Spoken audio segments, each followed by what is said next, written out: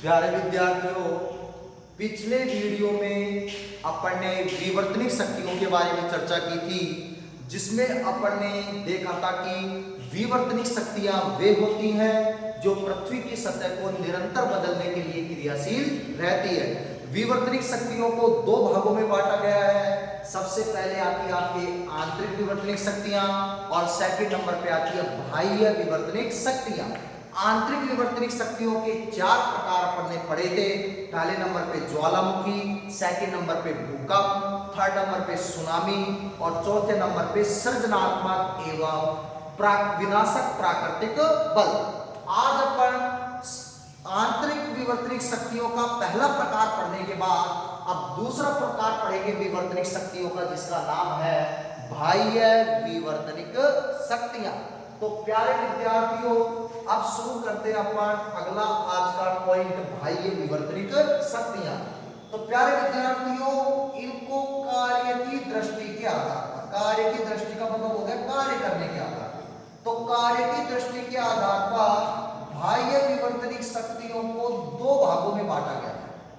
अर्थात प्रथम समूह में वे शक्तियां होती हैं जिनमें गति नहीं होती है, अर्थात ये अपने स्थान पे रहकर ही कार्य करती है।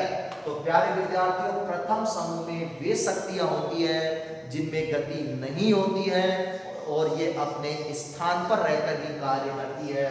इन्हें हम अपक्षय या अपक्षयण की शक्तियां कहते हैं। जबकि दूसरे वर्ग में या दूसरे समूह के अंदर ऐसी शक्तियां होती है जो गति के साथ कार्य करती है, अर्थात जो गतिशील होती है, इन्हें हम अपर्दन की शक्तियां कहते हैं। तो प्यारे विद्यार्थियों, ये बात आपको अच्छे से समझ में आ जानी चाहिए कि बाह्य विवर्तनिक शक्तियों को कार्य की दृष्टि के आधार पर दो समूहों में या दो वर्गों में बांटा गया है। प्रथम समूह में वे शक्तियां आती हैं जिनमें गति नहीं होती है, अर्थात ये अपने स्थान पे रहकर ही कार्य करती है, जिन्हें हम अपक्षय और अपक्षयण की शक्तियां कहते हैं। और दूसरे समूह में वे शक्तियां आती है जो गतिशील होती है, जो गति के साथ कार्य करती है, इन्हें हम अपर्दन की शक्तियां कहते हैं। अब प्यारे विद्यार्थियों, इस चैप्टर में हमें पहले पढ़ना है अपक्षय या अपक्षयण की शक्तियां क्या होती है और ये कैसे कार्य करती है, और सेकंड नंबर के ऊपर अपन पढ़ेंगे अपर्दन की शक्तियां। लेकिन अपर्दन की शक्तियों में हम इसकी अलग अलग भागों की चर्चा करेंगे। तो इसमें बहते हुए वायु की, बहते हुए पानी की, चक्र असमान वेग की हवाएं जिन्हें चक्रवात कहते हैं, समुद्री धाराएं और हिम नदियां, ग्लेशियरों की चर्चा करेंगे। तो प्यारे विद्यार्थियों, फिलहाल अपन प्रथम समूह की शक्तियों की बात करेंगे जिनमें गति नहीं होती और अपने स्थान पर रहकर काम करती है, जिन्हें हम अपक्षय या अपक्षयण की शक्तियां कहते हैं। अब प्यारे विद्यार्थियों, फर्स्ट पॉइंट अपन ले लेंगे यहाँ पे बाह्य विवर्तनिक शक्तियों का पहला प्रकार अपन ने लिया अपक्षय, या इनको अपन बोलेंगे अपक्षयण की शक्तियां, अपक्षयण की शक्तियां।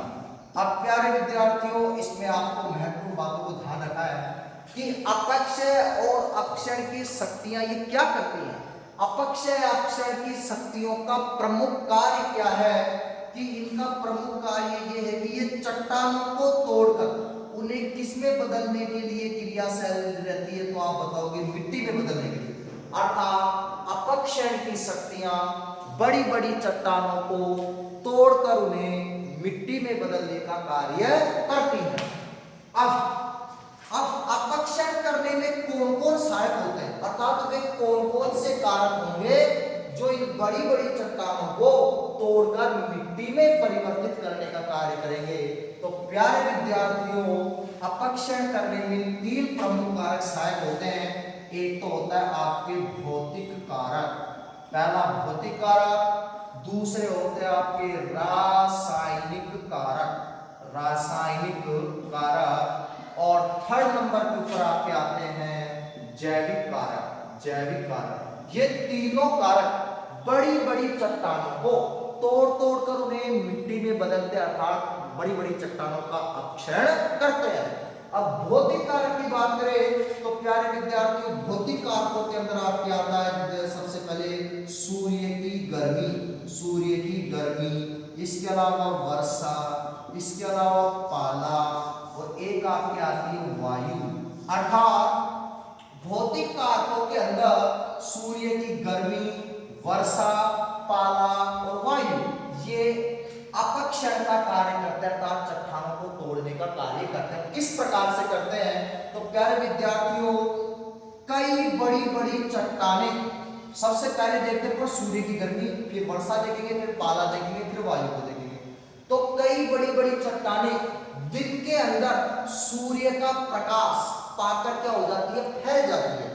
दिन में चट्टानें गर्म होकर क्या हो जाती है, फैल जाती है, और रात्रि के समय जब सूर्य की गर्मी नहीं रहती या सूर्य का प्रकाश नहीं रहता तो ये चट्टानें ठंडी होकर सिकुड़ जाती है।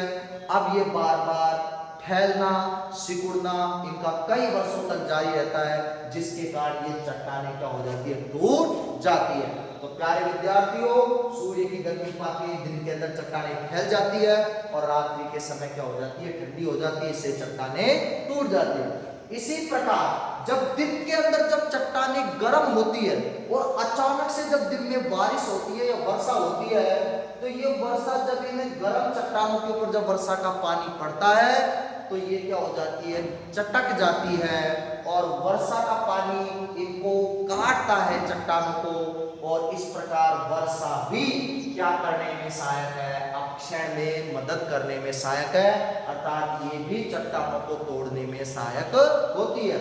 अब प्यारे विद्यार्थियों, वर्षा का पानी अगर इन चट्टानों की दरारों में चला जाएगा तो सर्दियों के मौसम में ये वर्षा का पानी क्या हो जाता है, चट्टानों के अंदर जाके जमा हो जाता है, एकत्रित हो जाता है और बर्फ बन जाता है। जब पाला पड़ता है सर्दियों में तो ये बर्फ बन जाता है ये पानी, और बर्फ के दाब के कारण ये चट्टानें क्या हो जाती है, टूट जाती है, अर्थात पाला भी अपक्षरण में मदद करता है। इसी प्रकार बहती हुई वायु भी अपक्षरण में मदद करती है, क्योंकि बहती हुई वायु में धूल मिट्टी के कण होते हैं। जब वायु का वेग अधिक होता है तो ये धूल के कण जब इन बड़ी बड़ी चट्टानों से टकराते हैं तो इन चट्टानों के घर्षण के कारण जो बड़ी बड़ी चट्टानें होती है, ये धूल के कणों के घर्षण के कारण बार बार क्या होती रहती है, घिसती रहती है, और अंत में वो धीरे धीरे मिट्टी में परिवर्तित हो जाती है। तो प्यारे विद्यार्थियों, कुछ भौतिक कारक अगर आपसे परीक्षा में पूछ ले कि अपक्षय में मदद करने वाले भौतिक कारक लिखो, तो आप बताओगे सूर्य की गर्मी, वर्षा, पाला, वायु ऐसे भौतिक कारक है जो अपक्षय में मदद करते हैं। ये चट्टानों को तोड़कर उन्हें मिट्टी में परिवर्तित करने का कार्य करते हैं। इसी प्रकार प्यारे विद्यार्थियों, अपन देखते हैं कि आज रेगिस्तान में रेत ही रेत है। क्यों? क्योंकि रेगिस्तान में जो बहती हुई जो वायु है, इस वायु ने बड़े बड़े चट्टानों को रगड़ के उन्हें रेत में या मिट्टी में परिवर्तित कर दिया। अब प्यारे विद्यार्थियों, ये एक दिन की क्रिया नहीं होती, ये हजारों वर्षों तक अनवरत, अनवरत का मतलब होता है बिना रुके चलने वाली क्रिया के कारण ही इन चट्टानों का अपक्षय होता है। अब अपन बात करेंगे रासायनिक कारक, अर्थात प्रकृति में कुछ चलने वाली रासायनिक क्रियाएं भी चट्टानों के अपक्षय में मदद करती है, अर्थात उन चट्टानों को मिट्टी में परिवर्तित करने का कार्य करती है।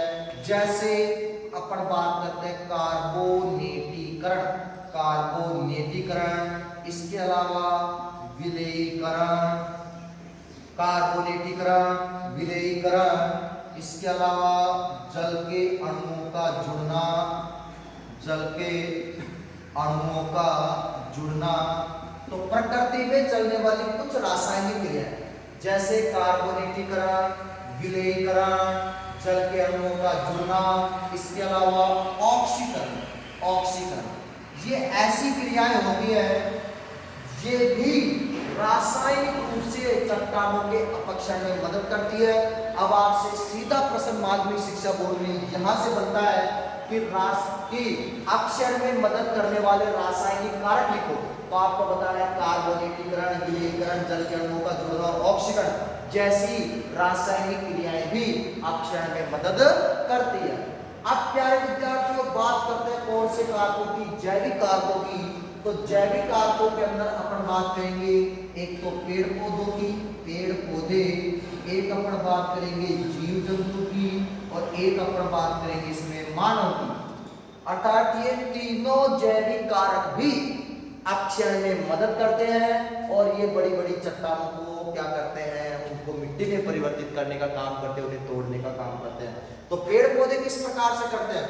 पेड़ पौधे की जड़ें जब चट्टानों की गहराई में चली जाती है तो चट्टानें दाब के कारण क्या हो जाती है, टूट जाती है।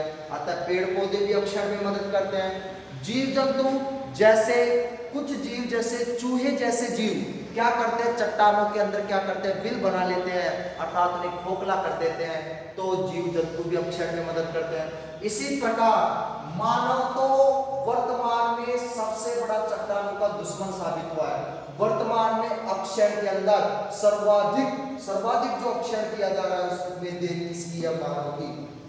मानव के द्वारा, बारूदों के द्वारा, बड़े बड़े टैंकों के द्वारा चट्टानों को विस्फोट के द्वारा तोड़ दिया जाता है। तो बताओ प्यारे विद्यार्थियों, जैविक कारकों में पेड़ पौधों की जड़ें, कुछ जीव जंतु और मानव के द्वारा भी अपक्षय किया जाता है। अब प्यारे विद्यार्थियों, अपक्षय की जो शक्तियां हैं ये कृषि के अंदर सहायक सिद्ध हुई है। अब आप पूछोगे कि भाई कृषि में किस प्रकार से सहायक सिद्ध हुई है अपक्षय की शक्तियां, तो आप क्या कहोगे कि भाई अपन को पता है कि कृषि के लिए बताओ सर्वाधिक आवश्यकता किसकी होती है, मिट्टी की होती है। प्यारे विद्यार्थी, ये बहुत इंपॉर्टेंट क्वेश्चन है जो एग्जाम में 99% हमेशा पूछा ही जाता है कि अपक्षय की शक्तियां कृषि में किस प्रकार से मददकारी सिद्ध हुई है। तो हम इसका आंसर क्या देंगे कि अपक्षय की शक्तियां कृषि के लिए बहुत ही सहायक सिद्ध हुई है, क्योंकि कृषि के लिए सर्वाधिक आवश्यकता मिट्टी की होती है। और बताओ मिट्टी का निर्माण किसकी शक्तियों से होता है, अपक्षय की शक्तियों से, क्योंकि अपक्षय की शक्तियां क्या करती है, बड़ी बड़ी चट्टानों को तोड़कर मिट्टी में परिवर्तित करती है। अर्थात कृषि के लिए मिट्टी की आवश्यकता होती है और मिट्टी का निर्माण अपक्षय की शक्तियों से हुआ है। इसके अलावा अपक्षय की शक्तियां कृषि के लिए किसका भी निर्माण करती है, तो आप बताओगे मैदान का, क्योंकि बड़ी बड़ी चट्टानों को रगड़कर मिट्टी में बदल देती है, जिससे वो मैदानी भूभाग में आसानी से कृषि की जा सकती है। इसके अलावा प्यारे विद्यार्थियों, चट्टानों के टूटने से अनेक उपयोगी रासायनिक पदार्थ निकलते हैं, निकलते हैं जिनसे कृषि की पैदावार में बढ़ोतरी होती है। अतः अपक्षय की शक्तियां कृषि में मददगारी सिद्ध हुई है।